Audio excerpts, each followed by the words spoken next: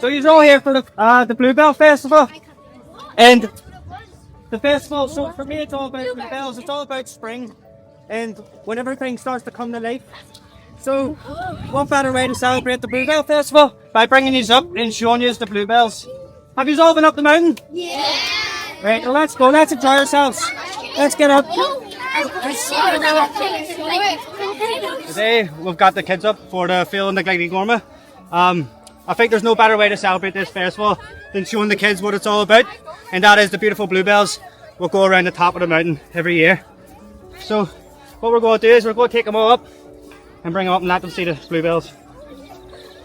Can you see your house? Can you see? I can see mine. You know, when you get up, you can see your granny's house. Okay, so we're here today on the mountain, on a beautiful black mountain, as part of Rewilding the Gorma.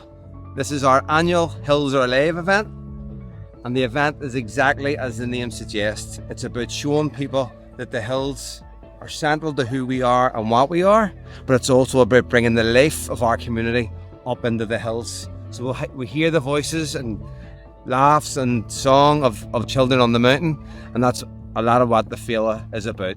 So if you think about what we're trying to do with Rewilding the Gorma, it's about getting people outdoors, it's about getting people connected to nature, it's about getting people connected to the place that they live in, but it's also about celebrating and nurturing and nourishing that place. So that's what today is all about, and you can hear the brilliant voices of the kids laughing and joking and getting connected to nature.